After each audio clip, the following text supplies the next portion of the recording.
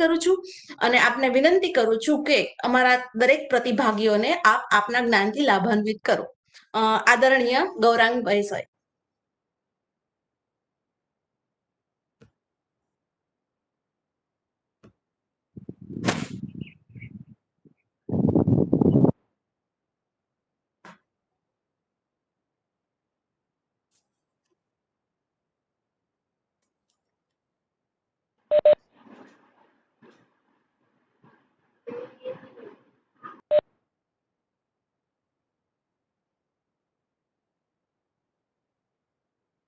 नमस्कार.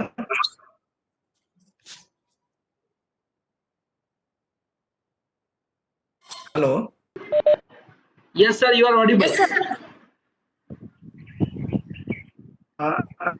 પાવર પ્રેઝન્ટેશનની સ્લાઇડ દેખાય છે?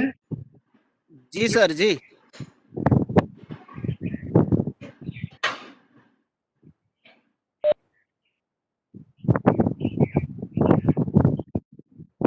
ઓકે.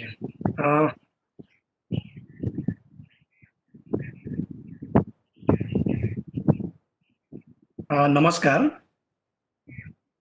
સર્વપ્રથમ હું LNK college of education city પાટણનો અંતઃકરણપૂર્વક આભાર વ્યક્ત કરું છું કે એમણે આ વેબિનારની અંદર મને કેટલાક વિચારો રજૂ કરવાની તક આપી. હું આ કોલેજના પ્રિન્સિપાલનો ખાસ આભાર વ્યક્ત કરું છું. એની સાથે સાથે ડૉક્ટર મિનલબેન જાડેજા, જેઓ ચિલ્ડ્રન યુનિવર્સિટીમાં છે, એમનો પણ હું આભાર વ્યક્ત કરું છું. અમારી દક્ષિણ ગુજરાત યુનિવર્સિટીમાં શિક્ષણ વિભાગના અધ્યક્ષ ડૉક્ટર રાજેન્દ્રભાઈ પટેલ અને એ જ વિભાગમાં કામ કરતા અમારા મિત્ર ડૉક્ટર અમિતભાઈ માલીનો પણ હું આભાર વ્યક્ત કરું છું કે એમણે મને આ તક આપી. મને જે વિષય આપવામાં આવ્યો છે એ શૈક્ષણિક લેખન, સંશોધન પત્ર અને સંદર્ભ લેખન પરનો છે. આ વિષય પ્રવર્તમાન સમયની અંદર ખૂબ જ અગત્યનો છે. ખાસ કરીને યુનિવર્સિટી ગ્રાન્ટ કમિશન દ્વારા 2010ની અંદર જે એમેન્ડમેન્ટ દાખલ કરવામાં આવ્યા અને ત્યાર પછી શિક્ષણની ગુણવત્તાને લગતા જે વિવિધ અલગ અલગ ફેરફારો યુજીસી દ્વારા કરવામાં આવ્યા છે, એના અનુસંધાનની અંદર આ ખૂબ અગત્યનો વિષય છે અને મુદ્દો છે. આપણે જો અધ્યાપક હોય તો આપણે પ્રોગ્રેસ કરવા માટે પણ જે API પોઈન્ટ કેલ્ક્યુલેટ કરવાના છે, એમાં પણ એકેડેમિક રાઇટિંગ અથવા રિસર્ચ પેપર રાઇટિંગ ખૂબ અગત્યનું છે. અને હવે જો આપણે સંશોધનના વિદ્યાર્થી હોય, MPhil કે PhD કરતા હોય, તો પણ આપણે PhDની ડિગ્રી પ્રાપ્ત કરતા પહેલા સંશોધન પત્રો પ્રકાશિત કરવા ખૂબ જરૂરી છે. એટલે એ સંદર્ભમાં હું માનું છું કે આ વિષયની અગત્યતા ખૂબ છે. વધારે એની અગત્યતા એટલા માટે છે કારણ કે પ્રવર્તમાન સમયની અંદર જે સંશોધન પત્રો પ્રકાશિત થાય છે, એ સંશોધન પત્રોની ગુણવત્તા દિવસે અને દિવસે ઘટતી ગઈ હોય અથવા નબળી થતી ગઈ હોય એવું દેખાય છે. એટલે આખા વ્યાખ્યાનની અંદર હું મુખ્યત્વે 2 બાબતો પર વધારે વિશેષ ભાર આપીશ. એક, એ આપણે જ્યારે શૈક્ષણિક હેતુ માટે લખાણ લખીએ છીએ અથવા સંશોધન પત્ર લખીએ છીએ, ત્યારે કેટલીક અગત્યની કઈ બાબતોની કાળજી રાખવી ખૂબ જરૂરી છે. અને બીજું, આપણે જે વૈજ્ઞાનિક પદ્ધતિ પ્રમાણે સંદર્ભ લેખન તૈયાર કરવાનું છે, તો એ તૈયાર કરવા માટે આપણે કઈ બાબતોની કાળજી રાખવી ખૂબ આવશ્યક છે. હું માનું છું ત્યાં સુધી મોટે ભાગેના જે એટેન્ડીઝ અથવા તો પાર્ટિસિપન્ટ છે, એ ક્યાં તો અધ્યાપક છે અથવા તો સંશોધનના વિદ્યાર્થીઓ છે. આપણે એવું ધારીએ કે તમે કોઈક એક સંશોધન પત્ર ખૂબ મહેનત કરીને તૈયાર કર્યું છે અને આ સંશોધન પત્ર તમે કોઈક જર્નલની અંદર, જેને આપણે સ્ટાન્ડર્ડ ક્વોલિટી જર્નલ કહીએ, જે પીયર રિવ્યુ પ્રોસેસને ફોલો કરે છે, અને અત્યારે એવું ધારીએ કે એ યુજીસી કેર લિસ્ટની અંદર જેનો સમાવેશ થયેલો છે. એટલે આપણું સંશોધન પત્ર આવી કોઈક જર્નલમાં મોકલો છો અને એવી આશા રાખો છો કે આપનું સંશોધન પત્ર એ જર્નલની અંદર છપાઈ જાય. આપ જેવું આપનું સંશોધન પત્ર મોકલો છો એટલે લગભગ 1 કે 2 દિવસની અંદર જે જર્નલનો એડિટર છે એ તમને આવો કોઈક ઈમેલ આપને મોકલાવે છે.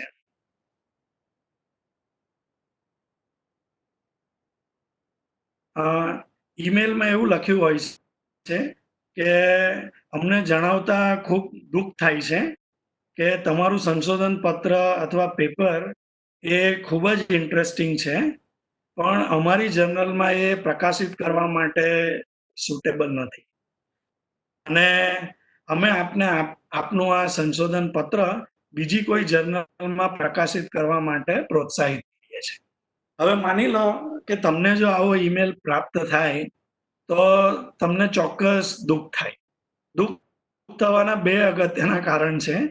એક તો તમે એવું માનો છો કે તમે ખૂબ મહેનત કરીને આ સંશોધન પત્ર રજૂ કર્યું છે અને પ્રકાશન માટે કોઈ જર્નલમાં મોકલ્યું છે અને જર્નલ આપણને જો આવો જવાબ આપે તો આપણને ચોક્કસ કોઈ પણ પ્રકારનો આનંદ થાય નહીં.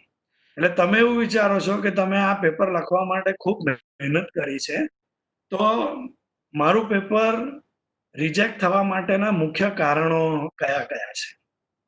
હવે અહીંયા જે કઈ બાબત હું પ્રદર્શિત કરવા માંગુ છું અથવા આપની સમક્ષ રજૂ કરવા માંગુ છું એ 2 અલગ અલગ દ્રષ્ટિકોણથી રજૂ કરવા માંગુ છું. એક, એ પોતે એક સંશોધક અને લેખક તરીકે. બીજું, એ બહુ કોઈક એક રેપ્યુટેડ જર્નલના એડિટર અથવા તો રિવ્યુઅર તરીકે. એટલે મોટે ભાગે આપને લેખક તરીકેના અનુભવ હશે, પણ આપને એડિટર તરીકેના બહુ અનુભવ નહીં હોય. હું જે જર્નલ સાથે સંકળાયો છું ત્યાં અમને જે સંશોધન પત્રોની મેન્યુસ્ક્રિપ્ટ પ્રાપ્ત થાય છે એ મેન્યુસ્ક્રિપ્ટ પ્રાપ્ત થઈ ગયા પછી અમે જે કંઈ પ્રોસેસ ફોલો કરીએ છીએ એ પણ હું આપને સમજાવવાનો પ્રયત્ન કરીશ. જે મોટે ભાગેના સંશોધન પત્રો રિજેક્ટ થવા પાછળના જે પ્રમુખ કારણો છે એ આ પ્રમાણે છે. પહેલું, એ સુટેબિલિટી ઓફ રિસર્ચ પેપર છે, એટલે કે સંશોધન પત્રની વિષય વસ્તુ. દાખલા તરીકે હું આપને ઉદાહરણ આપું, માનો કે જે જર્નલ છે એ જર્નલ એ કૃષિ આધારિત અર્થતંત્રને અથવા તો અર્થશાસ્ત્રને લગતી જર્નલ છે અને તમારું સંશોધન પત્ર એ માનો કે ઔદ્યોગિક અર્થશાસ્ત્રને લગતું હોય. એટલે તમે જો ઔદ્યોગિક અર્થશાસ્ત્રને લગતું પેપર એ કૃષિ આધારિત અર્થશાસ્ત્રની જર્નલમાં મોકલશો તો સામાન્ય રીતે એની પ્રકાશિત થવાની શક્યતાઓ ઘટી જાય છે. એટલે જ્યારે તમે સંશોધન પત્ર લખો છો ત્યારે એ સંશોધન પત્રને અનુરૂપ જર્નલ કઈ છે એ જર્નલનું તમારે ચયન કરવું પડે. તો મોટે ભાગે પેપરો રિજેક્ટ એટલા માટે થાય છે કે જર્નલ અને આપનું જે સંશોધન પત્રનો વિષય વસ્તુ છે એ બંને વચ્ચે સુમેળ સધાતો નથી, એટલા માટે જર્નલનો એડિટર એને રિજેક્ટ કરે છે. બીજું, હવે આપણે જે કંઈ પણ સંશોધન પત્રો લખીએ છીએ એમાં એબ્સ્ટ્રેક્ટ લખવું ખૂબ જરૂરી છે. અમારો અનુભવ એવો છે કે આ એબ્સ્ટ્રેક્ટ એની શબ્દોની મર્યાદા હોય છે અને મોટે ભાગેના લેખકો એ શબ્દની મર્યાદાને ધ્યાનમાં રાખતા નથી જ્યારે એમનું એબ્સ્ટ્રેક્ટ તૈયાર કરે છે. જો જર્નલે ઓથર ગાઈડલાઇન્સમાં એબ્સ્ટ્રેક્ટ 150 શબ્દોમાં કહ્યું હોય, 250 શબ્દોમાં કહ્યું હોય, 300 શબ્દોમાં કે 500 શબ્દોમાં કહ્યું હોય, તો જ્યારે તમે તમારા સંશોધન પત્રનો એબ્સ્ટ્રેક્ટ તૈયાર કરો છો ત્યારે તમારે આ શબ્દોની મર્યાદાની કાળજી રાખવી ખૂબ જરૂરી છે. આ એટલા માટે છે કે જ્યારે કોઈ પણ મેન્યુસ્ક્રિપ્ટ એડિટરને પ્રાપ્ત થાય છે ત્યારે એ એડિટર એનું ટેકનોલોજી ટેસ્ટિંગ કરે છે. એ ટેકનોલોજી ટેસ્ટિંગ કઈ રીતના થાય છે એ પણ હું ટૂંક સમયમાં આપને સમજાવીશ. પણ એ ટેકનોલોજી ટેસ્ટિંગમાં જો વર્ડ લિમિટ એમણે આપેલી મર્યાદા કરતાં વધુ હશે તો તમને ઓટોમેટિકલી 1 કે 2 દિવસમાં ઈમેલથી જવાબ પ્રાપ્ત થશે કે અમે તમારું સંશોધન પત્ર પ્રકાશિત કરી શકીએ એવી ક્ષમતામાં નથી. એ જ રીતે length of the research paper એને પેજ લિમિટ અથવા તો વર્ડ લિમિટ કહે છે. જો ઓથર ગાઈડલાઇન્સમાં કહ્યું હોય કે 10 પેજ, તો તમારે 10 પેજની મર્યાદામાં જ પેપર તૈયાર કરવાનું છે.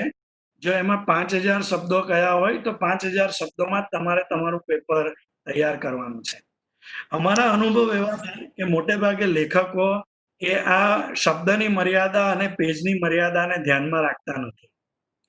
આપણે એવું સમજી લેવું પડે કે આ જે જર્નલ પ્રકાશન છે એ બિઝનેસ છે, અને જ્યારે કોઈ કોઈ પણ સંશોધનની જે જર્નલ છે એ પ્રકાશન થાય છે તો એણે એની એક પેજની મર્યાદા નક્કી કરી હોય છે. એટલે જો એ પેજની મર્યાદામાં એક પેજ પણ વધારે થશે તો એનું કોસ્ટિંગ વધે છે, અને કોસ્ટિંગ વધવાના કારણે જર્નલ એ પેપરને પ્રકાશિત કરવાનું પસંદ કરતી નથી. એટલે મોટે ભાગેના પેપરો એ પેજ લિમિટ અને વર્ડ લિમિટના કારણે રિજેક્ટ થાય છે. પેપર રિજેક્ટ થવા પાછળનું બહુ જ અગત્યનું એક બીજું કારણ છે એ સંશોધન પેપરનું ઓર્ગેનાઇઝેશન અને એનું સ્ટ્રક્ચર. તમારે જે તે જર્નલની ઓથર ગાઈડલાઇન્સ બહુ કેરફુલી વાંચવી પડે એવી છે, અને એના દરેક શબ્દોને અથવા દરેક ગાઈડલાઇન્સને ફોલો કરવી જરૂરી છે. જો જે તે જર્નલે તમારા સંશોધન પત્રને કેવી રીતે ઓર્ગેનાઇઝ કરવું, એનું સ્ટ્રક્ચર કેવી રીતે તૈયાર કરવું, તમે જો તમારા પેપરનું સ્ટ્રક્ચર એ પ્રમાણે તૈયાર નહીં કર્યું હોય તો પણ તમારું પેપર બહુ ઝડપથી રિજેક્ટ થવાની શક્યતાઓ વધી જાય છે. અમારો અનુભવ એવો રહ્યો છે કે સૌથી વધારે સંશોધન પત્રો રિજેક્ટ થવા પાછળનું જે પ્રમુખ કારણ છે એ બિબ્લિયોગ્રાફી અથવા તો સંદર્ભ સૂચિ છે. સંદર્ભ સૂચિ ખૂબ અગત્યની છે. એમાં બે પ્રકારની સૂચિનો સમાવેશ થાય છે. એટલે એક જેને આપણે ઇનટેક્સ સાઇટેશન કહીએ છીએ અને બીજું જેને આપણે આઉટટેક્સ સાઇટેશન કહીએ છીએ. ઇનટેક્સ સાઇટેશન એટલે આપણે જે સંશોધન પત્ર લખીએ છીએ અને પત્ર લખતી વખતે આપણે જે કોઈ પણ સંદર્ભ સાહિત્યનો ઉપયોગ કર્યો હોય એને જે આપણે ટાંકીએ છીએ તે. અને આઉટટેક્સ સાઇટેશન એટલે આપણે જે બિબ્લિયોગ્રાફી અથવા તો લિસ્ટ ઓફ રેફરન્સ તૈયાર કરીએ છીએ તે. મોટે ભાગે આ જે સંદર્ભ સૂચિ છે એ ઇનએપ્રોપ્રિએટ રીતે તૈયાર કરવામાં આવી હોય તો પણ તમારું પેપર રિજેક્ટ થવાની શક્યતાઓ ખૂબ વધી જાય છે, કારણ કે આ ટેકનોલોજી અથવા તો કમ્પ્યુટરની મદદથી નક્કી થાય છે.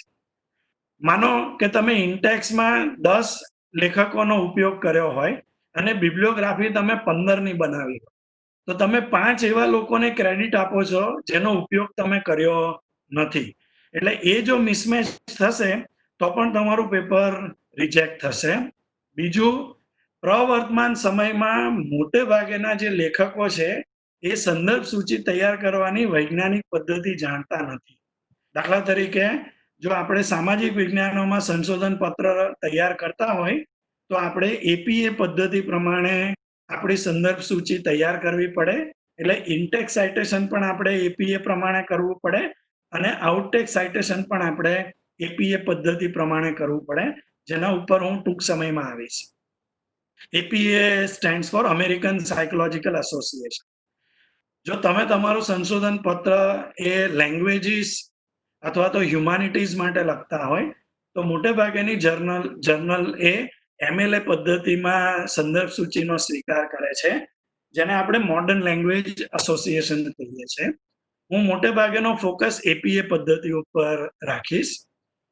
અંગ્રેજીમાં જે સંશોધન પત્રો લખાય છે એમાં સ્પેલિંગ અને ગ્રામરની મિસ્ટેકો પણ હવે સોફ્ટવેરની મદદથી આપણે ચકાસી શકીએ છે. અને સૌથી અગત્યનો મુદ્દો જે પ્રવર્તમાન સમયમાં છે એ પ્લેગિયારિઝમનો છે, એટલે જેને આપણે કોપી અને પેસ્ટ કહીએ છીએ. એના ઉપર પણ હું થોડો પ્રકાશ નાખવાનો પ્રયત્ન કરીશ. એટલે દિશા સૂચન શું છે કે તમે જે પણ જર્નલની અંદર તમારું સંશોધન પત્ર મોકલવા માંગતા હોય, એ કોઈ પણ નેશનલ કે ઇન્ટરનેશનલ જર્નલ હોય, તો તમારે એનું જે સબમિશન ગાઈડલાઇન્સ છે અને જે ઓથર્સ માટેની જે ઇન્સ્ટ્રક્શન છે એને ખૂબ કાળજીપૂર્વક વાંચવી પડે અને એને તમારે તમારા સંશોધન પત્રની અંદર આમેજ કરવી પડે. જો તમે એને આમેજ નહીં કરશો તો તમારું પેપર રિજેક્ટ થવાની શક્યતાઓ ખૂબ વધી જશે. આ બધી વસ્તુ અત્યાર સુધી મેં જે કંઈ પણ કહ્યું છે એ ટેકનોલોજી અથવા સોફ્ટવેરની મદદથી થાય છે. જ્યાં સુધી તમારી મેન્યુસ્ક્રિપ્ટ ટેકનોલોજી ટેસ્ટિંગમાં ખરી ઉતરતી નથી ત્યાં સુધી તમારું સંશોધન પત્ર એ કોઈ પણ રિવ્યુઅર પાસે રિવ્યુ થવા માટે જતું નથી. એટલે રિવ્યુઅરનો સ્ટેજ પાછળથી આવે છે. જો ટેકનોલોજી ટેસ્ટિંગમાં તમારું પેપર એ ખરું અથવા ઊણું નહીં ઉતર્યું તો ઓટોમેટિકલી એડિટર તમને સિસ્ટમ જનરેટ ઈમેલ મોકલી આપશે કે તમારું પેપર ખૂબ સુંદર છે, ખૂબ સારું છે, પણ અમારી જર્નલ એને પ્રકાશિત કરવા માટે તૈયાર થતી નથી, એટલે તમે આ પેપરને બીજી કોઈ જર્નલની અંદર મોકલી શકો છો. અને હું પબ્લિશેબિલિટી તરીકે ઓળખાવું છું. પબ્લિશેબિલિટી એટલે probability of getting things get publish. એનો અર્થ કે તમારા સંશોધન પેપરની પ્રકાશિત થવાની શક્યતા આપણે કઈ રીતે વધારી શકીએ. તો આ બધી બાબતોની જો આપણે કાળજી રાખીએ તો આપણે આપણું સંશોધન પત્ર ખૂબ ઝડપથી પ્રકાશિત કરી શકીશું. જે સ્ટ્રક્ચર અને કોમ્પોનન્ટ છે, હું તમને બહુ જનરલ સ્ટ્રક્ચર આપું છું, જે અલગ અલગ જર્નલો માટે અલગ અલગ હોઈ શકે, પણ જે સ્ટ્રક્ચર છે એમાં સંશોધન પત્રનું માળખું, મથાળું અથવા તો ટાઇટલ, એબ્સ્ટ્રેક્ટ, કીવર્ડ્સ અને ક્લાસિફિકેશન, ઇન્ટ્રોડક્શન, કોન્સેપ્ચ્યુઅલ અને theoretical framework, review of literature એટલે સંબંધિત સાહિત્યની સમીક્ષા, problem statement, significance of topic, methods and methodology, objective of study, hypothesis, statistical analysis, interpretation of result, conclusion, suggestion and policy implication, scope for future research, bibliography, appendix અને acknowledgement. મોટે ભાગે આવું broad structure કોઈ પણ સંશોધન પત્રનું એ અલગ અલગ જર્નલો દ્વારા નક્કી કરવામાં આવ્યું હોય છે. આમાં કેટલાક કોમ્પોનન્ટનો પ્લસ અથવા તો કેટલાક કોમ્પોનન્ટનો માઇનસ હોઈ શકે. એટલે આના માટે તમારે ઓથર્સની ગાઈડલાઇન્સને ફોલો કરવી પડે અને ઓથરની ગાઈડલાઇન્સ પ્રમાણે તમારે તમારું આખું સંશોધન પત્ર એ આ સ્ટ્રક્ચરની અંદર તૈયાર કરવું પડે. આમાં જે બે સૌથી અગત્યની બાબતો છે એમાં એક છે ટાઇટલ અને બીજું છે એબ્સ્ટ્રેક્ટ. હું માનું છું કે પ્રવર્તમાન સમયમાં એટલા બધા સંશોધન પત્રો લખાય છે કે જો તમે તમારા સંશોધન પત્રનું ટાઇટલ એ ખૂબ યોગ્ય અથવા તો વ્યાપક નહીં આપ્યું હોય તો લોકો ટાઇટલથી આગળ વધીને એબ્સ્ટ્રેક્ટ વાંચવા માટે તૈયાર થશે નહીં. એટલે ટાઇટલ તમારે બહુ પદ્ધતિસર આપવું પડે અને એબ્સ્ટ્રેક્ટ તમારે ખૂબ કાળજીપૂર્વક લખવું પડે. એ બે બાબતો ઉપર હું થોડું વધારે ફોકસ કરીશ.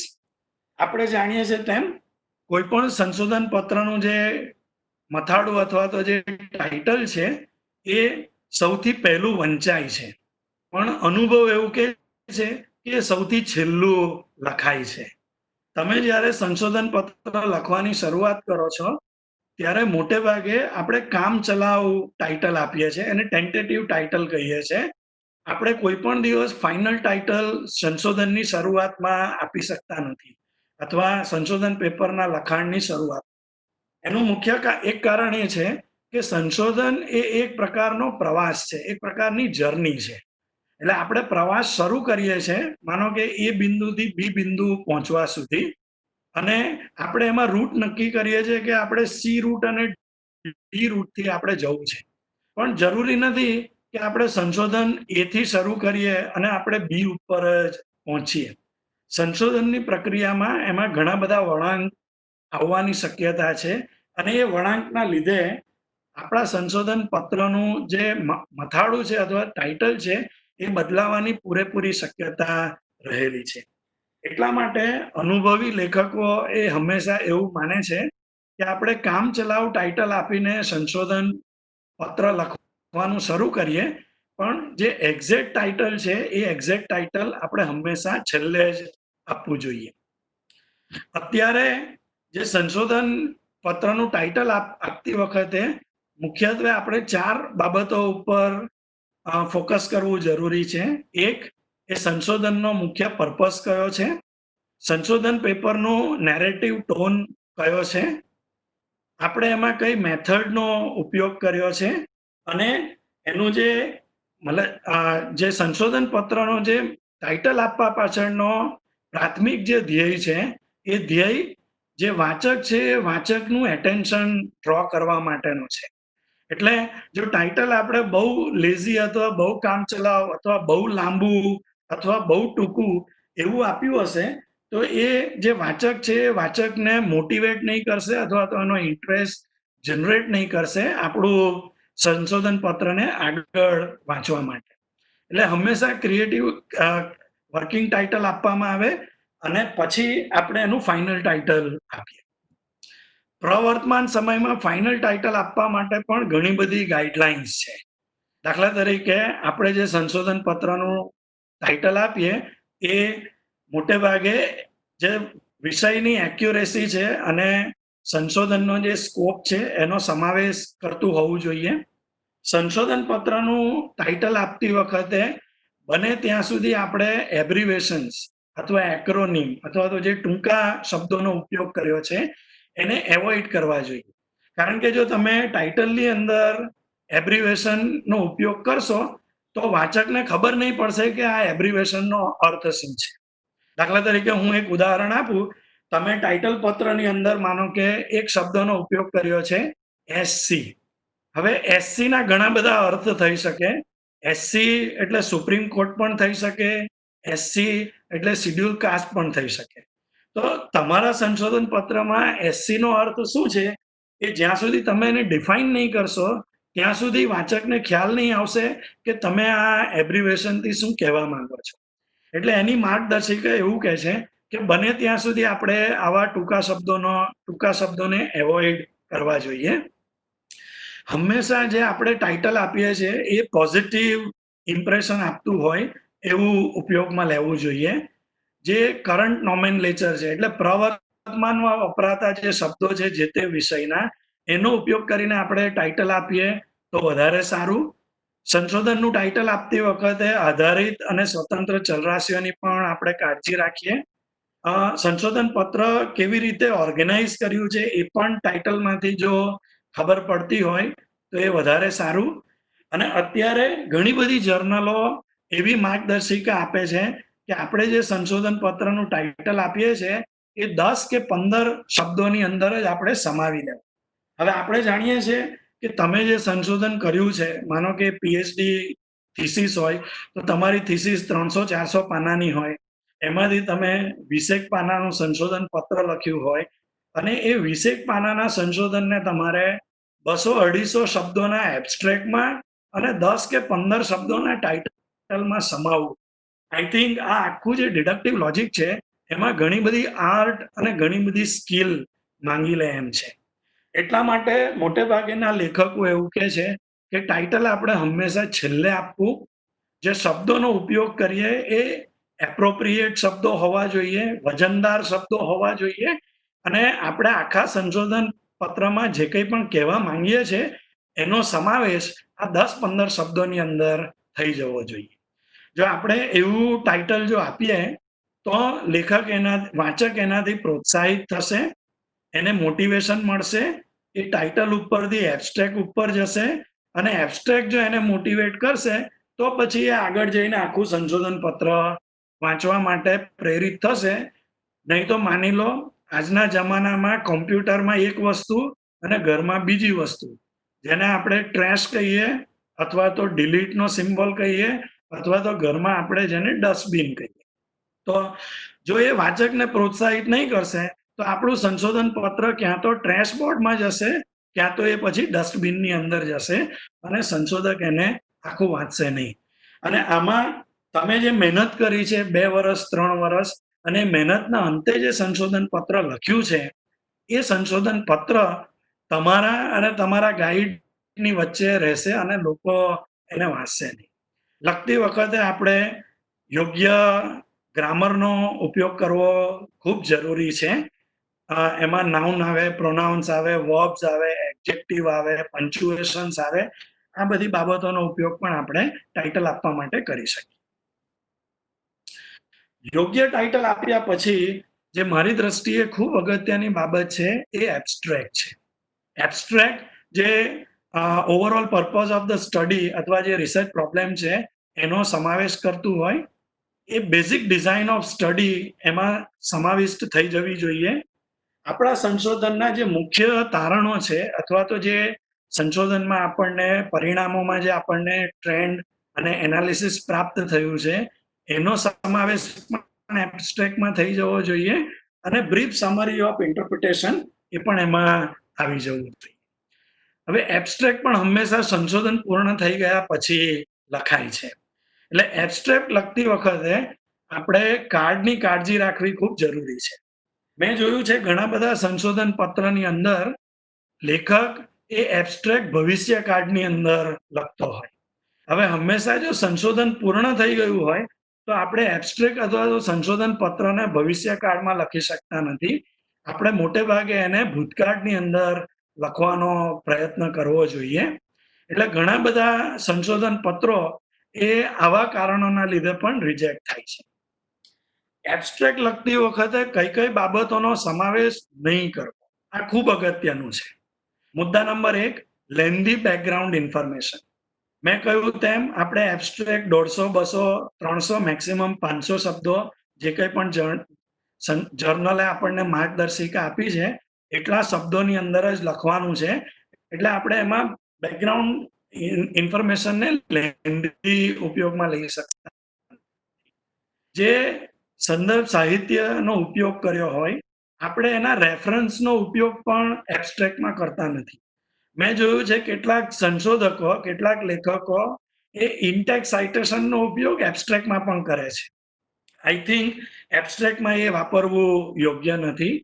એલેપ્ટિકલ્સનો ઉપયોગ આપણે કરી શકતા નથી. એલેપ્ટિકલ્સ એટલે માનો કે તમે કોઈક લેખકે લખેલું વિધાન અથવા કોઈકનું કોટેશન તમારે ઉપયોગમાં લેવું હોય અને આ કોટેશન અધૂરું હોય એટલે જેને આપણે ઇનકમ્પ્લીટ સેન્ટેન્સ કહીએ તો એનો ઉપયોગ પણ આપણે એબ્સ્ટ્રેક્ટમાં કરવો ટાળવો. એબ્રિવેશન્સ મેં આગળ કહ્યું તેમ કેટલાક ટેકનિકલ જાર્ગન્સ એનો ઉપયોગ પણ આપણે એબ્સ્ટ્રેક્ટમાં કરવાથી ટાળવો. આપણે એબ્સ્ટ્રેક્ટમાં કોઈ ઇમેજ છે, ફિગર છે, ટેબલ છે, રેફરન્સીસ છે એનો પણ ઉપયોગ કરી શકતા નથી. એટલે ટૂંકું અને ટચ વૈજ્ઞાનિક પદ્ધતિથી આપણે એબ્સ્ટ્રેક્ટ લખવું ખૂબ જરૂરી છે.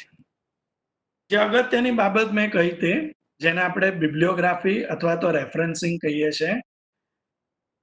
અમારા અનુભવ એવા છે કે 35 થી 40% સંશોધન પેપરો એ રોંગ અથવા તો ઇનએપ્રોપ્રિએટ બિબ્લિયોગ્રાફીના કારણે રિજેક્ટ થાય છે. એટલે બે રેફરન્સિંગની સ્ટાઇલ ખૂબ પ્રચલિત છે, MLA અને APA. હું APA પદ્ધતિ ઉપર થોડો વધારે વિશેષ ભાર આપીશ કારણ કે સામાજિક વિજ્ઞાનો માટે ખૂબ અગત્યની છે. આ APA ની વેબસાઇટ છે. તમે APA ની વેબસાઇટ ઉપરથી એની મેન્યુઅલ ડાઉનલોડ કરી શકો છો. એના અલગ અલગ એડિશન છે. અત્યારે પ્રવર્તમાન સમયમાં 8મું એડિશન અવેલેબલ છે. પણ 6ઠું એડિશન એ ખૂબ પ્રચલિત છે. આ જે મેન્યુઅલ છે લગભગ 300-350 પાનાની છે. એટલે તમે વિચારો કે તમારે જે સાયન્ટિફિક પદ્ધતિથી ઇનટેક્સ અને આઉટટેક્સ સાઇટેશન કરવાનું છે તો એ કરવા માટે તમારે આ વાંચ્યા વગર છૂટકો નથી.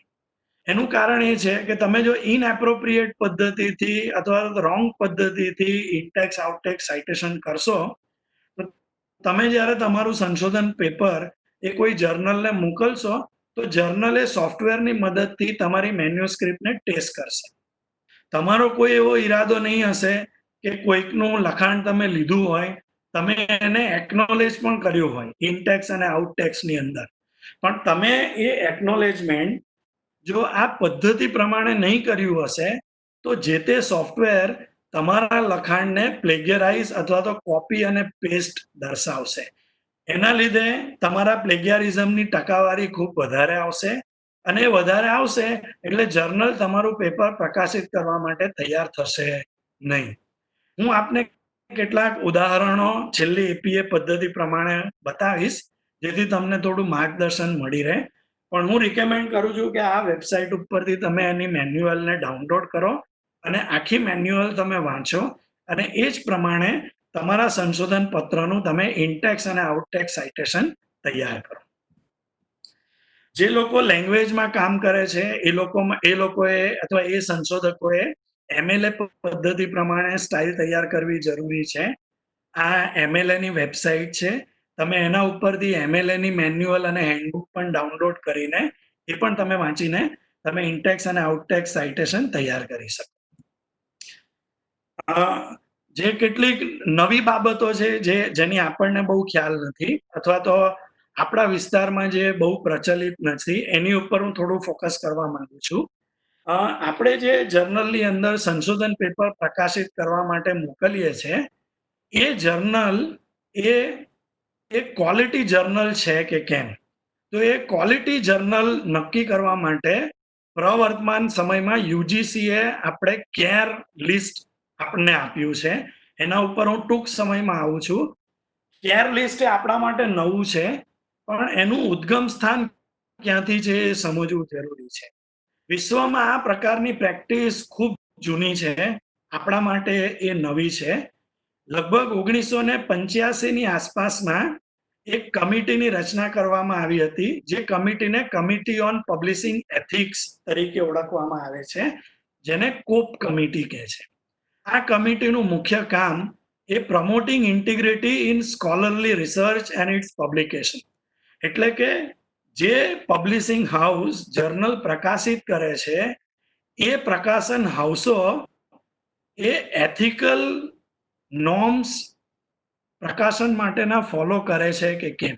એથિકલ નોર્મ્સ એટલે પ્લેગિયારિઝમ, એથિકલ નોર્મ્સ એટલે કોપી પેસ્ટ, એથિકલ નોર્મ્સ એટલે બ્લાઇન્ડ રિવ્યુ પ્રોસેસ, કે જે મેન્યુસ્ક્રિપ્ટ એમને પ્રાપ્ત થાય છે એ ઓછામાં ઓછા 3 રિવ્યુઅર પાસે રિવ્યુ કરાવે છે કે કેમ, જેમાંનો એક રિવ્યુઅર જે તે દેશની બહારનો હોવો જોઈએ અને 2 રિવ્યુઅર વિધિન કન્ટ્રી હોવા જોઈએ. એમાંથી 2 રિવ્યુઅરના જો પોઝિટિવ રિમાર્ક આવે તો જ એ જર્નલ તમારું સંશોધન પત્ર પ્રકાશિત કરશે. તો તમારે જોઈ લેવું પડે કે તમે જે જર્નલમાં સંશોધન પત્ર પ્રકાશિત કરવા માંગો છો એ જર્નલ આ કોપ કમિટીની સભ્ય છે કે કેમ. જો સભ્ય હોય અને એમાં તમે પેપર પ્રકાશિત કરો તો એને સારી ગુણવત્તાવાળું પ્રકાશન કહેવાય છે. નહીં તો બાકીની જર્નલોને પ્રિડેટરી જર્નલ એવું નામ આપવામાં આવ્યું છે. પ્રિડેટરી જર્નલ એટલે આપ સર્વે જાણો છો, સવારના તમે પેપર મોકલો, બપોરના તમને એક્સેપ્ટન્સ મોકલી આપે અને સાંજે તમારું પેપર પ્રકાશિત પણ થઈ જાય. જે સારી ગુણવત્તાવાળી જર્નલો છે એમાં પેપર પ્રકાશિત થવા માટેનો સમયગાળો 12 મહિનાથી 18 મહિનાનો છે. એ પણ ક્યારે? જ્યારે જર્નલ એકવાર ઇન પ્રિન્સિપલ એગ્રી થાય કે તમારું પેપર પ્રકાશિત કરવા માટે ઇન્ટરેસ્ટેડ છે. ઇન્ટરેસ્ટેડ હશે પછી રિવ્યુ પ્રોસેસ સ્ટાર્ટ થશે. રિવ્યુ પ્રોસેસમાં રિવ્યુઅર તમને કોમેન્ટ મોકલશે, એ કોમેન્ટ તમે આમે જ કરશો, આમાં ડાયલોગ થશે અને આમાં લગભગ 12 થી 18 મહિનાનો સમયગાળો નીકળી જશે. જેવી જર્નલને આપણે હાઈ ઇમ્પેક્ટ ફેક્ટર જર્નલ કહીએ છીએ, જે જર્નલ ક્યાં તો સ્કોપસમાં લિસ્ટેડ છે, ક્યાં તો જે કોપ કમિટીની સભ્ય છે, ક્યાં તો જે વેબ ઓફ સાયન્સમાં એ સભ્યપદ ધરાવે છે. એટલે ભારતમાં આ કોપ કમિટી ઉપરથી જે આખું કેર લિસ્ટ છે એ કેર લિસ્ટ તૈયાર કરવામાં આવ્યું છે. આપણે સર્વે એના સ્ટેક હોલ્ડર છે એટલે આપણે એ પણ ટૂંકમાં જાણી લેવું ખૂબ જરૂરી છે. ખૂબ ટૂંકાણમાં આપણે સમજીશું. 2010 ની અંદર યુજીસીનું પહેલું ગેઝેટ નોટિફિકેશન આવ્યું જેને આપણે યુજીસી રેગ્યુલેશન કહીએ છીએ, જેના આધારે ઉચ્ચ શૈક્ષણિક સંસ્થાઓની અંદર અધ્યાપકોની નિમણૂક અને પ્રમોશન આપવામાં આવે છે. ત્યાર પછી એના 4 અલગ અલગ એમેન્ડમેન્ટ્સ આપવામાં આવ્યા, એ પણ આપણે માહિતગાર છે. પણ આપણા માટે જે સૌથી અગત્યનું છે એ 28 નવેમ્બર 2018 નું યુજીસીનો લેટર છે, જેમાં યુજીસીએ consortium for academic and research ethics care ની રચના કરવાની તૈયારી દર્શાવી.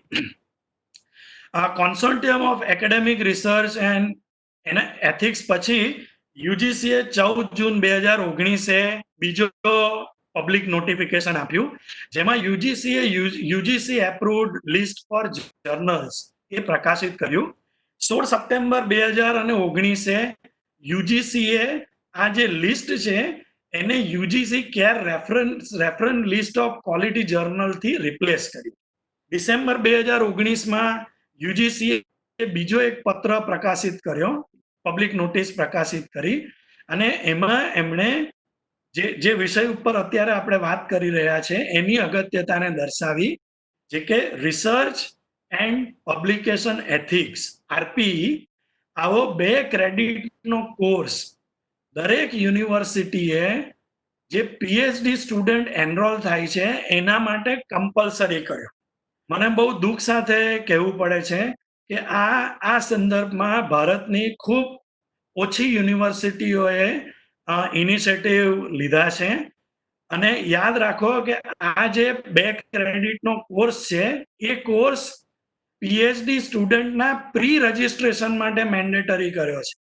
એનો અર્થ કે તમે પીએચડી ના વિદ્યાર્થી તરીકે એડમિશન લો અને તમારે જે કન્ટેન્ટ કોર્સ કરવાનો છે તો એ કન્ટેન્ટ કોર્સ કરતા પહેલા તમારે આ 2 ક્રેડિટનો કોર્સ એ કરવો ખૂબ જરૂરી છે. એ પૂરું કરો પછી તમને પીએચડી માં એડમિશન મળે એવું ડિસેમ્બર 2019 પત્ર કહે છે. રિસન્ટલી હમણાં 20મી એપ્રિલ 2020 યુજીસીએ બીજી એક પબ્લિક નોટિસ જાહેર કરી છે જેને સેલ્ફ પ્લેગિયારિઝમ કહે છે. મને બહુ ખેદ સાથે કહેવું પડે છે, ઘણા બધા લેખકો અત્યારે એવા છે જે પોતાના એપીઆઈ પોઈન્ટ્સ વધારવા માટે એમણે કોઈક એક પેપર કોઈક એક જર્નલમાં પ્રકાશિત કર્યું હોય તો એ લોકો શું કરે છે, ખાલી એ પેપરનું ટાઇટલ બદલી નાખશે અને એ જ પેપર બીજી જર્નલમાં પ્રકાશિત કરશે. આને આપણે સેલ્ફ પ્લેગિયારિઝમ કહીએ. સેલ્ફ પ્લેગિયારિઝમ એને આપણે રિસાયકલિંગ ફ્રોડ પણ કહેવાય છે, અથવા ડુપ્લિકેટ પબ્લિકેશન. એકનું એક જ પબ્લિકેશન આપણે ટાઇટલ બદલીને અલગ અલગ જગ્યા ઉપર કહીએ. આને એકેડેમિક ડિસઓનેસ્ટી કહેવાય છે અને યુજીસી એના માટે ખૂબ સેન્સિટિવ છે. જો આ બાબતો પકડાશે તો એમાં સંશોધકની પીએચડી ડિગ્રી પણ ડિસ્ક્વોલિફાય થઈ શકે. જેણે એના આધારે પ્રમોશન લીધા હશે અથવા તો નોકરી લીધી હશે એ લોકોએ નોકરીમાંથી બરતરફ પણ થવું પડે અને એમના પ્રમોશન પણ પાછા ખેંચી શકાશે. આ બધા નોટિફિકેશન યુજીસીની વેબસાઇટ ઉપર અવેલેબલ છે. હું દરેકને વિનંતી કરું, જો આપ વિદ્યાર્થી હોય તો પણ, જો આપ ગાઈડ હોય તો પણ, અને જો આપ અધ્યાપક હોય તો પણ આને ખૂબ કાળજીપૂર્વક વાંચો કે આપણે આ બધા આની સાથે સંકળાયેલા છે. યુજીસી નું આ જૂનું લિસ્ટ છે જેમાં 4 ગ્રુપ હતા. અત્યારે પ્રવર્તમાન સમયમાં યુજીસીએ 4 ગ્રુપ કાઢીને હવે માત્ર 2 જ ગ્રુપ રાખ્યા છે, યુજીસી કેર લિસ્ટ ગ્રુપ 1 અને યુજીસી કેર લિસ્ટ ગ્રુપ 2. જે પહેલું ગ્રુપ છે એ યુજીસીના જે પ્રોટોકોલ છે એ પ્રમાણે જે જર્નલોની યાદી છે તે, અને બીજું જે જર્નલ ઇન્ડેક્સ છે, જેમ કે જે જર્નલ સ્કોપસમાં છે અને વેબ ઓફ સાયન્સમાં છે એ ઓટોમેટિકલી યુજીસીના કેર લિસ્ટ 2ના ગ્રુપ મેમ્બર્સ બને છે. એટલે તમે જો એમાં પેપર પ્રકાશિત કરો તો તમારે બહુ કઈ ચિંતા કરવાની જરૂરિયાત નથી. તમે આના માટે પણ યુજીસી કેરની વેબસાઇટ ઉપર જઈને તમારું રજીસ્ટ્રેશન કરી શકો. રજીસ્ટ્રેશન ફ્રી છે. એટલે જ્યારે પણ તમે તમારું સંશોધન પત્ર કોઈ પણ જર્નલમાં મોકલવા માંગો તો પહેલા તમે ખાતરી કરો કે એ જર્નલ યુજીસી કેર લિસ્ટમાં છે કે કેમ. જો એમાં હશે તો જ તમને એની ક્રેડિટ મળશે, નહીં તો તમને એની ક્રેડિટ મળશે નહીં. આમાં આંતરરાષ્ટ્રીય સ્તર ઉપર બીજી કેટલીક બાબતો થયેલી છે. હું દરેક સંશોધકને નમ્ર વિનંતી કરું કે એ પોતાની એક આઈડી આ રિસર્ચ આઈડી ઉપર બનાવે. રિસર્ચ આઈડી ફ્રી છે, એ વેબ ઓફ સાયન્સ ગ્રુપ દ્વારા આપવામાં આવે છે. આ સમજી લો એક પ્રકારનો આધાર નંબર અથવા તો જેને આપણે આઈડેન્ટિફિકેશન કહીએ એવું છે. તમે આના ઉપર રજીસ્ટ્રેશન કરશો એટલે તમારું એક યુનિક આઈડી બનશે જેને આપણે સંશોધકનું આઈડી કહીએ. અને પછી તમે જે કોઈ પણ પ્રકાશન કરશો એ એક સિંગલ આઈડી દ્વારા શોધી શકાશે. સેમ આવી જ રીતના આ મારું પોતાનું આઈડી છે. સેમ એવી જ રીતના હું બીજું એક તમને રિકમેન્ડ કરું છું, જેને open research and contributor ID કહે છે, ઓર્કિડ આઈડી. તમે આના ઉપર પણ રજીસ્ટ્રેશન કરીને પોતાની આઈડી તૈયાર કરી શકો. આ 16 ડિજિટની આઈડી બનશે અને આ આઈડી, આ સર્વિસ ફ્રી છે. વિશ્વની ઘણી બધી રેપ્યુટેડ જર્નલો જો હવે તમારી આ આઈડી નહીં હશે તો તમારી મેન્યુસ્ક્રિપ્ટ સબમિટ જ નહીં થવા દેશે. એનો અર્થ શું થયો કે હવે તમારી ઓળખ આ એક નંબરથી થશે.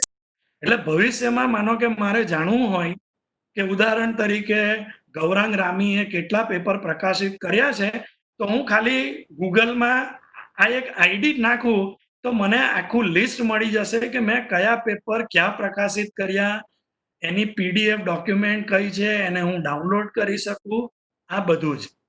બીજું કે આ 16 ડિજિટની આઈડી છે એટલે સમજો કે વિશ્વની જે વસ્તી છે એ આવનારા 5-10 હજાર વર્ષો સુધી વધતી જશે તો પણ એ 16 ડિજિટમાં પહોંચવાની નથી. એનો અર્થ કે તમારું જે સંશોધન છે એ તમે જો આ આઈડીથી પ્રકાશિત કર્યું હશે તો આવનારા 5-10 હજાર વર્ષો સુધી વર્લ્ડ વેબની અંદર જીવતું પડ્યું રહેશે. એટલે લોકો તમારા સંશોધનને વાંચતા રહેશે. અને હું કહું છું તેમ ઘણી બધી સ્કોપસ અને વેબ ઓફ સાયન્સની જે જર્નલ છે એ હવે આ આઈડી વગર તમારું પેપર એ સ્વીકારશે જ નહીં અને એ પ્રકાશિત થશે નહીં. આ મારી પોતાની આઈડી છે. આ પ્લેગિયારિઝમ ઉપર ઓલરેડી એક સેશન થઈ ચૂક્યું છે એટલે એના ઉપર હું બહુ પ્રકાશ ફેંકવા માંગતો નથી, પણ આપણે જાણીએ છીએ કે સંશોધનમાં કોપી કરવું, કોઈકનું લખાણ, કોઈકના વિચારો, કોઈકના આઈડિયા એઝ ઇટ ઇઝ એમને કોઈ પણ પ્રકારની ક્રેડિટ આપ્યા વગર પોતાના નામ ઉપર પ્રકાશિત કરવા, એને આપણે પ્લેગિયારિઝમ કહીએ છીએ. આને એકેડેમિક ડિસઓનેસ્ટી કહેવાય છે. પ્લેગિયારિઝમ એ પર સે કોઈ પ્રકારનો કોઈ ક્રાઇમ નથી, પણ એકેડેમિક ઇન્ડસ્ટ્રીની અંદર એને એક સિરિયસ એથિકલ ઓફેન્સ તરીકે જોવામાં આવે છે. એટલે આપણે આનાથી બચવું જોઈએ. કેટલીક યુનિવર્સિટીએ એના કેટલાક કોમન ફોર્મ્સ પણ આપ્યા છે. દાખલા તરીકે કોઈકના વર્કને પોતાના નામથી પ્રકાશિત કરવું, કોઈક જગ્યા ઉપરથી સીધો પેરેગ્રાફ કે પેસેજ ઉઠાવીને એ જે તે લેખકને કોઈ પણ પ્રકારની ક્રેડિટ આપ્યા વગર પોતાના નામથી પ્રકાશિત કરવી, પોતાના જ વર્કને રીરાઇટ કરવું, જેમ મેં કહ્યું તેમ ટાઇટલ બદલીને અલગ અલગ જગ્યા પર પ્રકાશિત કર્યા કરવું, કોઈકના કોટેશન આપણે બેઠા જ યુઝ કરવા, એમને કોઈ પણ પ્રકારની ક્રેડિટ નહીં આપવી, વગેરે વગેરે વગેરે. તો આ બધી બાબતોને આપણે પ્લેગિયારિઝમ કહીએ છીએ. યુજીસી એના માટે ખૂબ સખત છે અને એના નોટિફિકેશન પણ એ સમયાંતરે બહાર પાડતી આવી છે. સેલ્ફ પ્લેગિયારિઝમ મેં ઓલરેડી કહ્યું છે આપણને. પ્લેગિયારિઝમ માટેના જે કેટલાક સોફ્ટવેર છે એમાં એક ગ્રામરલી સોફ્ટવેર છે. આ સોફ્ટવેરના 2 ફાયદા છે. એક તો પ્લેગિયારિઝમ તપાસશે, બીજું એ સાથે સાથે તમને ગ્રામરના સજેશન પણ આપશે કે તમે તમારું સંશોધનનું જે પેપર છે એનું ગ્રામર તમે કેવી રીતે સુધારી શકો. બીજું છે ટર્નિટીન અને ત્રીજું છે સ્કાઇનલાઇન પ્લેગિયારિઝમ. મુશ્કેલી એ છે કે આ બધા સોફ્ટવેર એ પેઇડ સોફ્ટવેર છે, એના માટે આપણે પૈસા ચૂકવવા પડે છે. આની સામે કેટલાક ફ્રી પ્લેગિયારિઝમ સોફ્ટવેર છે. આ એના કેટલાક લિસ્ટ છે. આમાં હું તમને છેલ્લું જે નંબર છે, નંબર 10 વાઇપર, એ હું તમને રિકમેન્ડ કરીશ. વાઇપર એ હું એવું માનું છું કે લોગિન બેઝ આઈડી છે. લોગિન બેઝ આઈડીનો ફાયદો એ છે કે એમાં તમે જે મેન્યુસ્ક્રિપ્ટ પ્લેગિયારિઝમ માટે તમે અપલોડ કરશો તો એને એ ચકાસશે અને ચકાસ્યા પછી એની જે સેન્ટ્રલ ડિપોઝિટરી સિસ્ટમ છે એમાં મૂકશે નહીં. મારી દરેક સંશોધકને નમ્ર વિનંતી છે કે જો તમે ઓનલાઈન ફ્રી પ્લેગિયારિઝમ સોફ્ટવેરનો ઉપયોગ કરતા હોય તો એમાં ચેતવા જેવી એક બાબત છે કે તમે જો તમારી મેન્યુસ્ક્રિપ્ટ આવા કોઈ ફ્રી સોફ્ટવેર ઉપર અપલોડ કરીને તપાસશો તો તમારી મેન્યુસ્ક્રિપ્ટ એ વેબ ઉપર એની સેન્ટ્રલ ડિપોઝિટરીની અંદર સ્ટોર થશે. એનો અર્થ શું થયો કે પાછળથી તમે એમાં કોઈક મોડિફિકેશન કરીને જો ફરીથી પ્લેગિયારિઝમ તપાસશો તો તમને 100% પ્લેગિયારિઝમ બતાવશે. અને 100% પ્લેગિયારિઝમ આવશે તો આપણે દરેક લોકો બહુ મુશ્કેલીની અંદર મુકાઈ જઈશું. એટલા માટે બને ત્યાં સુધી પેઇડ પેકેજનો ઉપયોગ કરવો હિતાવહ છે. વાઇપર એ પ્રકારનું છે જેમાં તમે રજીસ્ટ્રેશન કર્યા પછી એના સેટિંગમાં જઈને તમે સેટિંગ ચેન્જ કરી શકશો કે ભાઈ આમાં તમારે તમારું જે મેન્યુસ્ક્રિપ્ટ છે એ સેન્ટ્રલ ડિપોઝિટરીની અંદર સ્ટોર કરવી નથી, જેથી ભવિષ્યમાં તમે એમાં કોઈ પણ ચેન્જીસ કરશો તો એ 100% પ્લેગિયારિઝમ બતાવશે નહીં. હવે આ દિશાની અંદર university grant commission, ministry of human resource development એ ખૂબ મોટા ચેન્જીસ આપણા માટે કર્યા છે અને ખૂબ પોઝિટિવ છે. MHRDA ઇન્ફ્લિપનેટ થ્રુ એક પેકેજ છે જેને આપણે ઉર્કુંડ પેકેજ કહીએ છીએ. એ દરેક અધ્યાપક, પછી એ ટેમ્પરરી હોય, એડહોક હોય, પરમેનન્ટ હોય, પ્રાઇવેટ યુનિવર્સિટીનો હોય, પ્રાઇવેટ કોલેજનો હોય, ડીમ યુનિવર્સિટીનો હોય કે કોઈ પણ હોય, અથવા ભારતનો દરેક પીએચડી સંશોધક જે કોઈ પણ યુનિવર્સિટીમાં પીએચડી માટે રજીસ્ટ્રેશન કર્યું હોય એના માટે આ ઉર્કુંડની આઈડી ફ્રીમાં આપે છે.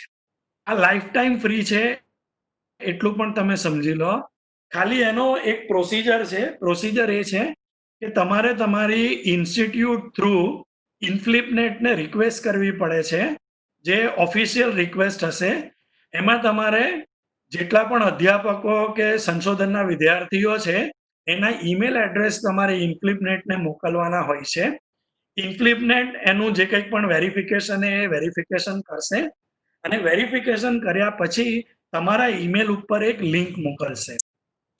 આ લિંક ટાઈમ પીરિયડ માટેની હશે, 48 કલાકથી 96 કલાકની આસપાસમાં. તમારે એ લિંક ઉપર ક્લિક કરીને તમારી આઈડી જનરેટ કરવાની છે. તમે આઈડી એક વખત જનરેટ કરી દેશો પછી લાઈફ ટાઈમ માટે તમે તમારી મેન્યુસ્ક્રિપ્ટ ચેક કરી શકશો. આ એબ્સોલ્યુટલી ફ્રી છે. શરૂઆતના સમયમાં એમાં મેન્યુસ્ક્રિપ્ટના રિસ્ટ્રિક્શન છે, એટલે માનો કે 15 મેન્યુસ્ક્રિપ્ટ કે 20 મેન્યુસ્ક્રિપ્ટ તમને ચકાસવાની પરવાનગી આપશે. એક વખત જો તમારી મેન્યુસ્ક્રિપ્ટ એક્ઝોસ્ટ થઈ જાય તો તમે ઇન્ફ્લિપનેટને વિનંતી કરી શકશો કે તમારી મેન્યુસ્ક્રિપ્ટની લિમિટ એક્ઝોસ્ટ થઈ ગઈ છે, તો એ તમારી લિમિટ વધારી આપશે અને તમે એમાં જેટલી પણ મેન્યુસ્ક્રિપ્ટ ચેક કરવી હશે એટલી કરી શકશો. ભારતની મોટે ભાગેની યુનિવર્સિટીઓ પીએચડી સબમિશન માટે ઘણી બધી જર્નલો એ મેન્યુસ્ક્રિપ્ટ સબમિશન માટે જે પ્લેગિયારિઝમનો રિપોર્ટ માંગે છે એ રિપોર્ટમાં ઉર્કુંડના રિપોર્ટને એ વેલિડ ગણે છે અથવા તો એને ઓથેન્ટિક ગણે છે. એટલે મારી વિનંતી છે કે તમે ઉર્કુંડની વેબસાઇટ ઉપર જઈને પણ થોડી તપાસ કરી શકો. ઇન્ફ્લિપનેટ આપણા માટે ખૂબ સારું છે. ગુજરાતમાં ઇન્ફ્લિપનેટની ઓફિસ ગાંધીનગરમાં આવેલી છે. આપણે ઇન્ફ્લિપનેટની ઓફિસની મુલાકાત અથવા ત્યાં પણ આપણે ઇન્ક્વાયરી પુટ કરીને આપણી આઈડી એમાં ફ્રીલી જનરેટ કરી શકીએ છીએ. આના માટેના જે પણ સબસ્ક્રિપ્શનના પૈસા છે એ આપણા બિહાફ ઉપર MHRDA અને યુનિવર્સિટી ગ્રાન્ટ કમિશને આ કંપનીને ઓલરેડી ચૂકવેલા છે. એટલે મારી વિનંતી છે કે આપણે આનો ભરપૂર ઉપયોગ કરીએ અને પ્લેગિયારિઝમથી આપણે બચીએ અને ગુણવત્તાસભર સંશોધનો આપણે આગળ વધારીએ. પ્રિડેટરી જર્નલ મેં ઓલરેડી કહ્યું કે આ એવી જર્નલ છે જે પૈસા લઈને ટૂંક સમયમાં પ્રકાશનો કરે છે, જેને આપણે ઓથેન્ટિક પ્રકાશનો કહેતા નથી. પ્રિડેટરી જર્નલ એટલે શું? એની કેટલીક લાક્ષણિકતાઓ છે કે એમાં લો આર્ટિકલ પ્રોસેસિંગ ચાર્જ છે. એટલે એ એમ કે ભાઈ 500 રૂપિયા મોકલાવો અને 1000 રૂપિયા મોકલાવો અને 500 અને 1000 રૂપિયામાં એ આપણું પ્રકાશન કરે. ઘણી વખત એમાં એડિટોરિયલ બોર્ડ હોતું જ નથી અથવા તો એડિટોરિયલ બોર્ડ હોય તો એ બિલકુલ બોગસ હોય છે. કેટલીક વખત એમાં સિંગલ પબ્લિશર એ ઘણા બધા ટાઇટલ સાથે, એટલે એક જ પ્રકાશક પણ એ 25-30 પ્રકારની જર્નલો પ્રકાશિત કરતો હોય. એમની જે વેબસાઇટની ક્વોલિટી હોય છે એ ખૂબ પુઅર હોય છે. પ્રકાશનમાં અસંખ્ય પ્રકારની ભૂલો આપણને જોવા મળે એવું છે. એને પણ આપણે ચકાસવું ખૂબ જરૂરી છે.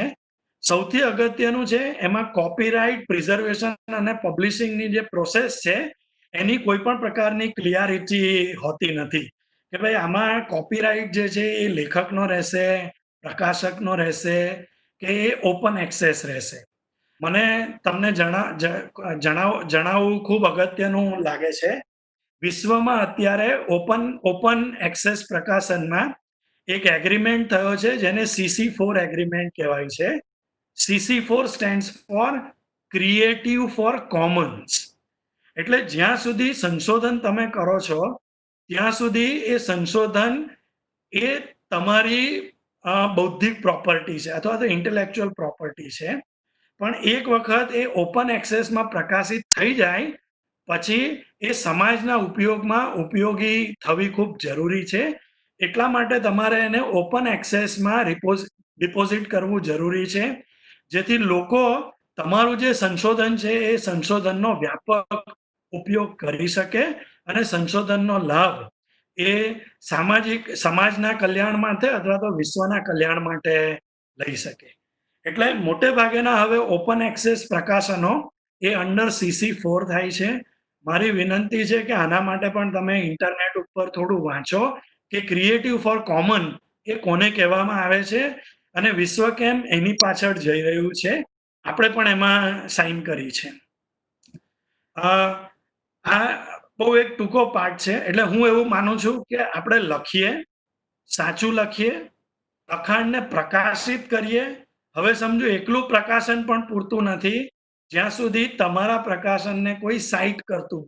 સાઇટેશન જેને આપણે કહીએ, સાઇટેશન ઇન્ડેક્સ આવે છે, H ઇન્ડેક્સ આવે છે, એ એવું દર્શાવે છે કે તમારું પ્રકાશન કેટલા લોકોએ વાંચ્યું છે, વાંચ્યું નહીં પણ કેટલા લોકોએ એમના સંશોધનની અંદર તમારું જે સંશોધન છે એનો ઉપયોગ કર્યો છે.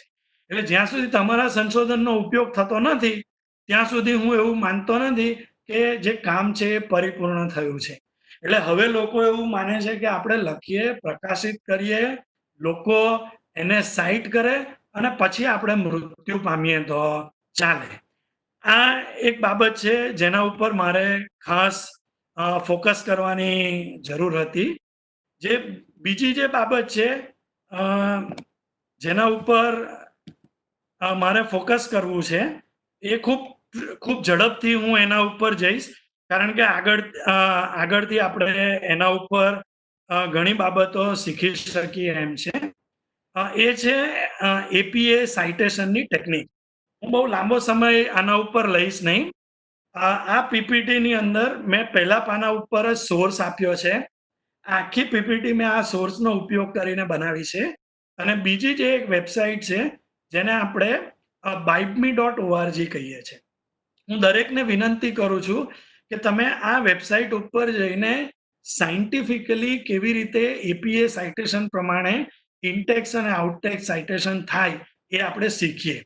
હું ખૂબ ઝડપથી તમને કેટલાક એનું સ્ટ્રક્ચર અને પછી કેટલાક ઉદાહરણ હું ઝડપથી સ્કીપ કરું છું કારણ કે આપણે સમયને બચાવવો છે. જે APA સાઇટેશનનું બ્રોડ સ્ટ્રક્ચર છે એ આવા પ્રકારનું છે.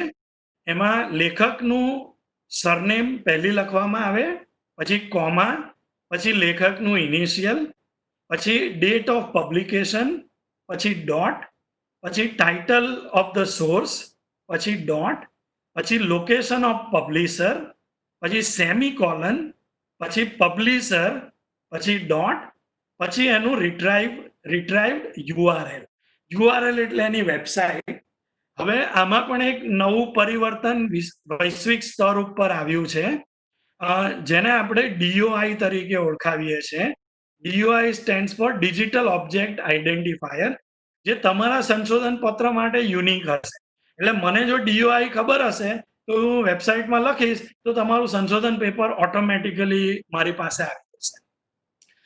જો જર્નલ આર્ટિકલ હોય તો એ કેવી રીતે સાઇટ કરવું, પુસ્તક હોય અને એક લેખકે લખ્યું હોય તો કેવી રીતે કરવું, પુસ્તક હોય એક કરતાં વધારે લેખકે લખ્યું હોય તો કેવી રીતે કરવું, પુસ્તક હોય 5-6 લેખકોએ લખ્યું હોય તો કેવી રીતે કરવું, પુસ્તક આર્ટિકલ હોય અને એડિટેડ બુકમાં ચેપ્ટર તરીકે આવ્યું હોય તો કેવી રીતે કરવું.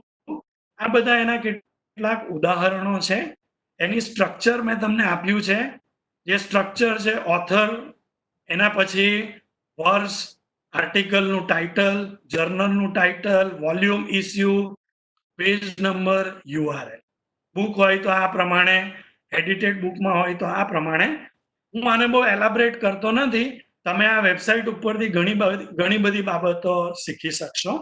એનું બીજું એક્ઝામ્પલ, ઓથર, સરનેમ પછી કોમા, ઇનિશિયલ પછી ડોટ, યર પછી ડોટ, પછી ટાઇટલ પછી કઈ જર્નલમાં પ્રકાશિત થયું છે એ ઇટાલિક્સ, કોમા, વોલ્યુમ અને number, comma, page number, dot અને ડીઓઆઈ. આ રીતે લખશો તો જ એને પ્રોપર કહેવાશે. અને આ રીતે નહીં કર્યું હોય તો સોફ્ટવેર એને પ્લેગિયરાઇઝ કહેશે. જો બુક્સ હોય તો એ કઈ રીતે કરવું, એના કેટલાક એક્ઝામ્પલ છે. જર્નલ આર્ટિકલ હોય તો તમારે રેફરન્સમાં કઈ રીતે કરવું.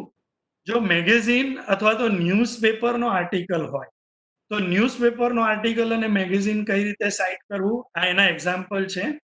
જો તમે ઇલેક્ટ્રોનિક સોર્સનો ઉપયોગ કર્યો હોય તો ઇલેક્ટ્રોનિક સોર્સને તમે કઈ રીતે ઇનટેક્સ અને આઉટટેક્સમાં તમે સાઇટ કરી શકો. જો ડેલી ન્યૂઝપેપર હોય તો ડેલી ન્યૂઝપેપરને તમે કઈ રીતે સાઇટ કરી શકો. કોઈ પ્રોફેશનલ વેબસાઇટનો ઉપયોગ કર્યો હોય તો કઈ રીતે સાઇટ કરી શકો. જો તમે ડીઓઆઈ નો ઉપયોગ કર્યો હોય, ડિજિટલ ઓબ્જેક્ટ આઈડેન્ટિફાયર, તો એને તમે કઈ રીતે સાઇટ કરી શકો. યુઝ્યુઅલી ડીઓઆઈ તમારા સંશોધન પેપરમાં આ રીતે વર્ટિકલ લાઇનની અંદર જોવા મળશે, એટલે એ રીતે ચેક કરી શકાય. આ બુક સાઇટેશનના એક્ઝામ્પલ છે. એમાં પ્રિન્ટેડ બુક હોય, ઈ બુક હોય અથવા બુક ફાઉન્ડ ઇન ડેટાબેઝ હોય. તો દરેકના મેં એક્ઝામ્પલ અહીંયા આપવાનો પ્રયત્ન કર્યો છે. મેગેઝિનનું સાઇટેશન, પ્રિન્ટેડ મેગેઝિન હોય તો કઈ રીતના, જો ઓનલાઈન મેગેઝિન હોય તો કઈ રીતના, ન્યૂઝપેપર હોય, પ્રિન્ટેડ ન્યૂઝપેપર હોય તો કઈ રીતે સાઇટ કરવું. જો તમે ઓનલાઈન ન્યૂઝપેપર વાંચતા હોય તો એને કઈ રીતે સાઇટ કરવી. વેબસાઇટ મેં તમને કહ્યું તેમ કે જો વેબસાઇટ લેખકના નામ સાથે હોય તો કઈ રીતે સાઇટ કરવી. ઘણી બધી વખત લેખકનું નામ આપણને જોવા નથી મળતું, તો લેખકના નામ વગરની વેબસાઇટ હોય તો એને કઈ રીતે સાઇટ કરવી. જર્નલનો આર્ટિકલ પ્રિન્ટ હોય તો કેવી રીતે કરવો, ઓનલાઈન હોય તો કેવી રીતે કરવો. તમે જો ફિલ્મનો ઉપયોગ કરતા હોય, એટલે કોઈ મૂવીઝનો ઉપયોગ કરતા હોય અથવા યુટ્યુબ ઉપરથી તમે કોઈ ફિલ્મનો ઉપયોગ કરવા માંગતા હોય તો તમે એને એપીએ સાઇટેશન પ્રમાણે કઈ રીતે સાઇટ કરો, જો તમે એનો ઉપયોગ તમારા સંશોધન પેપરમાં કર્યો હોય સાયન્ટિફિકલી. તમે જો મુલાકાત લીધી હોય, ઇન્ટરવ્યુ કન્ડક્ટ કર્યો હોય, કેસ સ્ટડીઝ ઉપયોગમાં લીધી હોય અને એને જો તમારે સાઇટ કરવું હોય તો તમે એને કેવી રીતે સાઇટ કરી શકો. તમે કોઈ લેક્ચર સાંભળ્યું હોય, દાખલા તરીકે હમણાં મારું લેક્ચર તમે સાંભળો છો અને તમારે એને કોઈ સંશોધન પેપરમાં તમારે સાઇટ કરવું હોય તો તમે એને કઈ રીતે સાઇટ કરી શકો, આ એના ઉદાહરણ છે. તમે જો ટેલિવિઝન કે રેડિયો ઉપર કંઈક સાંભળ્યું હોય અને તમારે એનો ઉપયોગ તમારે સંશોધન પેપરમાં કરવો હોય તો તમે એને કઈ રીતે સાઇટ કરી શકો. તમે કોઈ એન્સાઇક્લોપીડિયાને ઉપયોગમાં લીધું હોય તો એ એન્સાઇક્લોપીડિયામાંથી કંઈક તમે લીધું હોય અને એને સાઇટ કરવું હોય તો તમે એને કઈ રીતે સાઇટ કરી શકો. દાખલા તરીકે તમે ફોટોગ્રાફ લીધો હોય, હવે તમે જાતે ફોટોગ્રાફ પાડ્યો હોય તો એને કઈ રીતે સાઇટ કરી શકો. અને માનો કે કોઈ વેબસાઇટ પરથી ઓનલાઈન તમે ફોટોગ્રાફ લીધો હોય તો તમે એને સાયન્ટિફિકલી કેવી રીતે સાઇટ કરી શકો. એટલે કોઈ ઓપ્શન બાકી નથી. સાઇટેશનનો મુખ્ય અર્થ શું છે, તમે જેનું લીધું છે એને તમારે યોગ્ય ક્રેડિટ આપવી. તમારે એવું નહીં કહેવું કે આ મારું છે અને જો તમારું હોય તો તમારે બીજા કોઈને ક્રેડિટ નહીં આપવી. સાઇટેશનનો અર્થ એ છે, તમે આ કરશો તો એ કોઈ દિવસ પ્લેગિયરિઝમમાં આવશે નહીં. જુઓ, બીજી કેટલી બધી બાબતો છે જેના ઉદાહરણ મેં તમને આપ્યા નથી.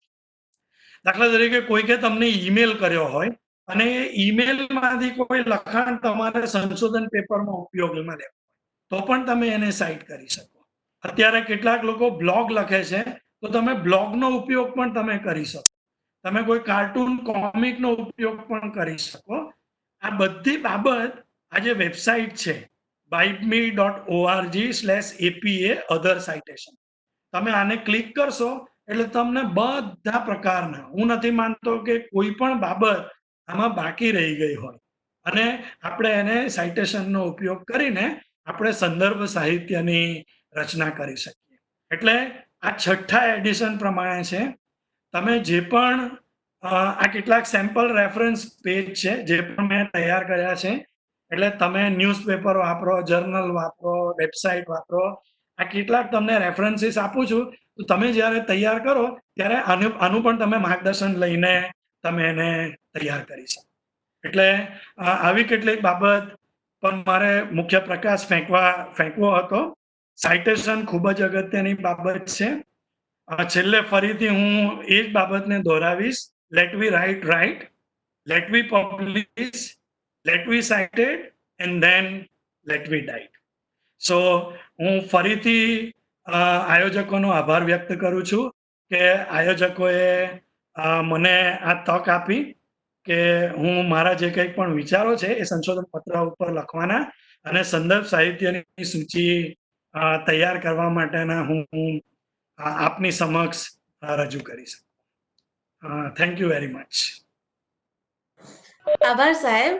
હવે આપણે 1-2 પ્રશ્નો લઈએ, ત્યારબાદ સેશન પૂરું કરીએ. કોઈને પ્રશ્ન હોય તો હેન્ડ રેઝ કરે. મેમ રામી સાહેબ આપનું પ્રેઝન્ટેશન જી જી જરા ઓફ કરશો.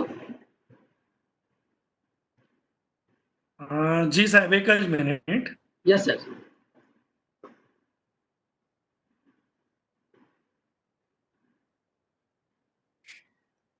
Okay sir. ઓકે, હું માનું છું કે ઓફ થઈ ગયું હશે. યા જી, સર. ઓકે.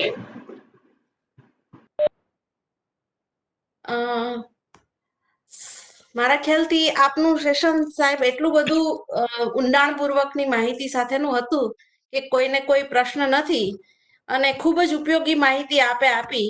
કારણ કે 14/6 પરિપત્ર પછી આપણે કોઈ પણ પેપર પબ્લિશ કરીશું તો કેર લિસ્ટ જર્નલ જોઈશે. તો એ સંદર્ભમાં આપેલી માહિતીના કારણે હવે બધા એવા કેપેબલ બનશે કે કેર લિસ્ટમાં પબ્લિશ એમનું પેપર થાય. તો આપનો હૃદયપૂર્વક હું આભાર માનું છું. ખાસ કરીને ઉરકુંડ, વાઇપર અને બીજા કેટલાક ફ્રી આપે સોફ્ટવેરની જે પણ માહિતી આપી તેના માટે પણ આપનો ખૂબ ખૂબ આભાર. અને આશા છે કે આપના સેશનથી અમારા બધાના પેપર્સ સારી જગ્યાએ પબ્લિશ થશે એવી મને આશા છે. ફરી આપનો આભાર અને ફરી આપ LNK માં આવતા રહો અને લેક્ચર આપતા રહો એવી વિનંતી. આભાર સાહેબ. Thank you very much. હવે મોનીષભાઈને કંઈક સૂચનાઓ આપવી હતી, તો મોનીષભાઈ થોડા. અહીંયા મારી નજરમાં કેટલાક એવા મેં નોટિસ કર્યા છે. એમને હું ખાલી અહીંયા શું છે કે વ્યક્તિઓ પોતાના નામ નથી લખતા. કંઈક લોકો પોતાના શોર્ટ નામ લખે છે અથવા તો કોઈક એમના પોતાના ઈમેલ આઈડી થી લોગિન થાય છે. નામ વ્યવસ્થિત નથી. તો હું પૂછવા માંગુ છું કે ડોક્ટર શૈલેષ પાઠક અહીંયા હાજર છે? ડોક્ટર શૈલેષ પાઠક?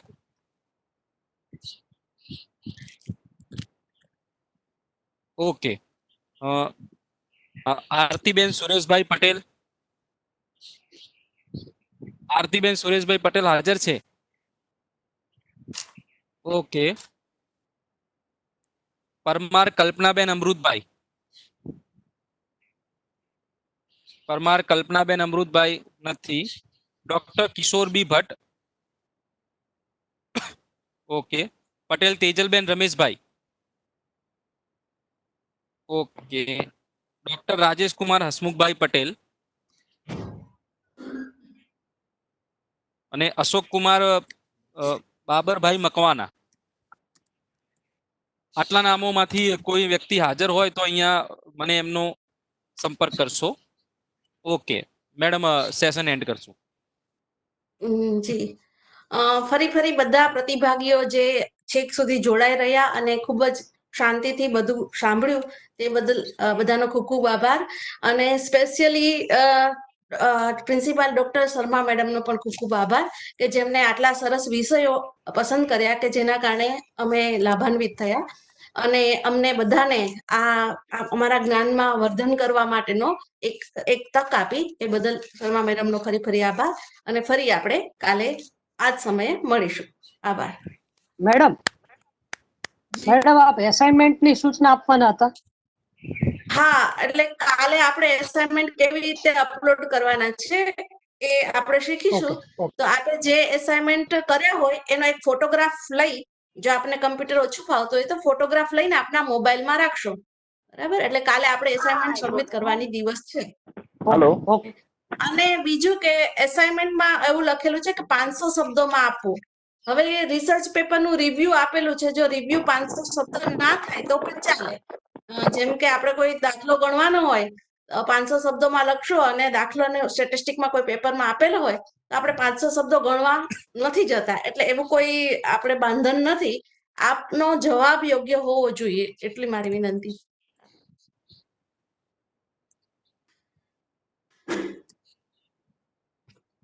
આશા રાખું છું હવે કોઈને કોઈ પ્રશ્ન હશે નહીં, અને હશે તો વોટ્સએપ ગ્રુપમાં પણ આપ બીજી કોઈ ક્વેરી હશે તો મૂકી શકો છો. તો આપણે સેશનને એન્ડ કરીએ. ફરી LNK પરિવારનો ખૂબ ખૂબ આભાર. ઓકે નિલેશભાઈ, સેશન એન્ડ કરશું.